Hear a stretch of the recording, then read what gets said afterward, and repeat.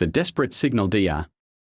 Elena Vasquez pressed her six-fingered hand against the observation window of Research Station Stellar Haven. The gas giant Nexus Prime swirled below in shades of purple and gold, its massive storms creating beautiful patterns that had fascinated scientists for decades. But today, Elena wasn't looking at the planet. Her large silver eyes were fixed on something far more terrifying in the darkness beyond. The HFY scientist had dedicated her life to studying ancient space phenomena. Her pale blue skin bore the ritual scars of her people's greatest researchers, and her elongated skull housed one of the sharpest minds in xenoarchaeology. She had discovered ruins on 17 different worlds, uncovered artifacts that revolutionized galactic understanding of history, and published over 300 research papers. None of that mattered now. Status report, Dr. Vasquez, came the voice of Station Commander Thrixon, a large insectoid being whose natural armor gleamed under the artificial lights. His compound eyes reflected worry as he scuttled across the observation deck on four powerful legs. Elena didn't turn away from the window. They are still growing, Commander. The preliminary count shows at least 400 entities, each one approximately the size of a small moon. She paused, watching as another massive shadow moved through the asteroid field. They are consuming everything in their path. Metal, rock, ice, even the background radiation. It's like they are eating reality itself. The void spawn had emerged from deep space 3 days ago. Ancient records spoke of them in whispers, creatures that existed in the spaces between dimensions, feeding on the fabric of existence itself. Most civilizations considered them myths, stories told to frighten young ones. Elena had been studying quantum anomalies in the Nexus system when the first one appeared, unfolding from a tear in space like a nightmare blooming in reverse. How did they get here? Asked Dr. Zeph Corrin, a young Valanian researcher whose green scales rippled with anxiety. His species had evolved from ocean predators, but even his people's legendary courage was shaken by what they were witnessing. The deep space sensors showed nothing until they were already here. Elena finally turned from the window. Because they don't exist in our dimension until they choose to. They are parasites that feed on the boundary between realities. Something must have disturbed their hibernation cycle. She gestured to her data pad, which showed readings that defied conventional physics. Each entity is generating enough gravitational distortion to affect local space-time. If they continue multiplying at this rate, they'll create a cascade failure that could tear apart the entire star system. Commander Thrixon's antennae twitched with agitation. How long do we have? At current consumption rates, maybe 18 hours before they achieve critical mass. After that, they'll be able to open permanent rifts to bring more of their kind through. Elena's voice remained steady, but her hands shook slightly as she updated her calculations. Commander, we need to evacuate. Not just the station, but every inhabited world within 50 light-years. The observation deck fell silent except for the hum of life support systems. Through the window, they could see the void spawn moving like living shadows through the asteroid belt. Where they passed, entire chunks of rock simply ceased to exist, consumed by entities that existed partially outside normal spacetime. Sir, called out communications officer Yelhan from her station. Near the back of the deck. The young Cathai's voice carried across the room with urgent precision. I'm receiving evacuation orders from the Galactic Council. All research stations in this sector are to abandon their positions immediately. Thrixon nodded grimly. Begin evacuation procedures. All non-essential personnel to the escape pods. He paused, looking at Elena. Doctor, can these things follow us? If we run, will they pursue? Elena consulted her readings again. They don't seem interested in individual ships or small populations. They are after large concentrations of matter and energy. But Commander, evacuating won't solve the problem. These entities reproduce by consuming reality itself. Even if we escape, they'll eventually spread to every inhabited system in the galaxy. Then what do you suggest? The Commander's voice carried the weight of responsibility for 847 researchers and support staff. We send out a general distress call. Every major civilization, every military force, every species with the capability to respond. Elena moved to the communications console and began composing a message. The ancient records mentioned that the Void Spawn were defeated before, 3 million years ago. Someone figured out how to stop them. Maybe one of the current galactic powers has access to that knowledge. She began recording the emergency broadcast, her voice steady despite the terror of their situation. This is Research Station Stellar Haven to all receiving vessels and planetary commands. We have encountered what historical records classify as void spawn entities in the Nexus Prime system. These are reality-consuming parasites capable of dimensional manipulation and exponential reproduction. Current count exceeds 400 individual entities with consumption rate increasing geometrically. Elena paused, watching through the window as another section of the asteroid belt simply vanished. Warning, these entities pose an extinction-level threat to all carbon-based and silicon-based life forms. They are consuming matter at the quantum level and appear capable of tearing holes in spacetime itself. Any civilization with historical knowledge of void spawn countermeasures, please respond immediately. Coordinates and detailed sensor data attached. She looked directly into the recording device. To any military forces receiving this transmission, standard evacuation will not contain this threat. The entities will continue spreading until they consume all available matter and energy in the galaxy. This is not a rescue situation. This is a fight for the survival of every living world.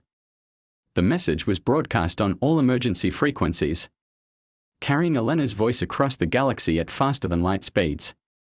She knew most civilizations would respond by fleeing, pulling their ships and populations back to safer systems. That was the logical response when facing an enemy that consumed reality itself, but logic, Elena was about to learn, meant something very different to the inhabitants of a small blue world called Earth. Commander Thrixon gave the evacuation order as more void spawn emerged from dimensional rifts. The station's population began boarding escape pods and emergency shuttles, taking only essential research data and personal items. Elena remained at her post, monitoring the entity's growth rate and updating the distress signal with new information. As Stellar Haven's population fled into space, the void spawn continued their relentless consumption. They moved through the system like a plague of living darkness, erasing asteroids, consuming stellar matter, and growing larger with each passing hour. Elena's final transmission before evacuation was simple and terrifying: time to critical mass, 14 hours, 37 minutes. May the ancestors preserve us all. The research station fell silent as the last shuttle departed. Behind them, the void spawn spread across the Nexus system like spilled ink, consuming everything in their path and growing stronger. Elena's message continued broadcasting into the void, a desperate plea for help from creatures that defied the fundamental laws of physics. Somewhere in the darkness of space, that message was racing toward a system where beings had learned to thrive in conditions that would kill most other species. The inhabitants of that world had never heard of void spawn, but they understood something about fighting impossible odds that the rest of the galaxy had forgotten. Earth Response Admiral Marcus Chen stood in the command center of Terra Defense Station, high above Earth's northern pole. Through the massive viewing ports, he could see the blue marble of humanity's homeworld rotating slowly beneath them, its surface covered in swirling white clouds and the sparkling lights of cities that never slept. It was beautiful and peaceful, which made the emergency klaxons echoing through the station all the more jarring. The Admiral was a compact man with graying hair and dark eyes that had seen humanity through 3 separate colonial wars. His uniform bore the insignia of Earth's combined fleet, and his weathered hands had signed deployment orders for battles across human space. But in his 40-year career, he had never received a distress call quite like this one. "Play the message." "Again, Lieutenant," Chen ordered, his voice cutting through the controlled chaos of the command center. Around him, dozens of officers worked at holographic displays, coordinating with fleet elements scattered across human territory. Lieutenant Sarah Kim, the station's communications officer, nodded and activated the playback system. Dr. Elena Vasquez's voice filled the room, speaking in accented Standard Galactic that the translation systems rendered into perfect English. "This is Research Station Stellar Haven to all receiving vessels and planetary commands. We have encountered what historical records classify as void spawn entities." Chen listened to the entire transmission again, studying the sensor data that accompanied the desperate plea for help. The readings were unlike anything in human experience, entities that consumed matter at the quantum level, creatures that existed partially outside normal space-time, parasites that fed on reality itself. Analysis, Commander Torres, Chen said. To the woman standing beside him. Commander Isabella Torres was humanity's top xenobiologist, a brilliant scientist who had studied every known alien life form in the galaxy. Her expertise had helped humanity navigate dozens of first-contact situations. Torres consulted her data pad, her expression grim. According to the historical databases we've acquired through trade, the void spawn were last encountered 3 million years ago. They were responsible for the extinction of at least 7 major galactic civilizations before they mysteriously vanished. She paused, highlighting sections of the alien distress call. Admiral, this isn't a natural phenomenon. These things are essentially living weapons designed to consume entire star systems. Recommendations? Chen asked, though he already knew what the standard military response would be. Standard protocol would be to establish a quarantine perimeter around the affected system and evacuate any human colonies within 100 light-years, replied Captain David Park, the station's tactical officer. His family had military traditions stretching back to the Korean War, and his strategic mind was one of the sharpest in the fleet. We pulled back our forces, established defensive positions around critical systems, and hoped the threat burns itself out. Chen nodded slowly. It was the sensible response, the logical course of action. Every other major galactic power would likely follow similar protocols. But as he looked down at Earth spinning below them, he found himself thinking about humanity's history of responding to impossible odds. How many ships can we mobilize? He asked suddenly. The question caught his staff off guard. Captain Park frowned. Sir, you're not seriously considering dash. I asked how many ships we can mobilize, Captain. Chen's voice carried the authority of decades of command. Park consulted his tactical displays. Battle Fleet Prime has 87 ships of the line currently in Earth orbit. The second and third fleets are conducting exercises in the Centauri system. That's another 140 vessels. Patrol squadrons scattered across human space. He paused, calculating. Maybe 400 combat-capable ships, total. But Admiral, we are talking about entities that consume reality itself. Our weapons might not even affect them. What about non-military vessels? Chen asked, his mind already working through possibilities. Sir? Lieutenant Kim looked confused. Cargo haulers, mining ships, civilian transports, research vessels. How many ships does humanity have in total? Commander Torres understood first. Admiral, you're thinking about converting civilian ships to military use? I'm thinking about the fact that these aliens sent out a distress call to everyone in the galaxy, and so far, we are probably the only ones stupid enough to consider actually helping them. Chen moved to the main display, which showed the location of the Nexus Prime system relative to human space.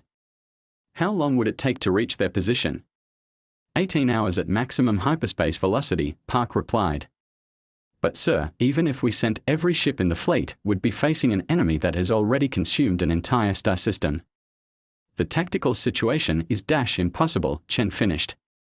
Captain, in the past century, humanity has colonized worlds with surface temperatures of 400 degrees, established mining operations in the cores of gas giants, and built cities in the vacuum of space. We've fought wars in nebulae where sensors don't work and won battles against species with technology centuries ahead of ours. He turned to face his staff. When has impossible ever stopped us before? The command center fell silent. Through the viewing ports, Earth continued its slow rotation, a world that had produced a species capable of thriving in conditions that would kill most other life forms.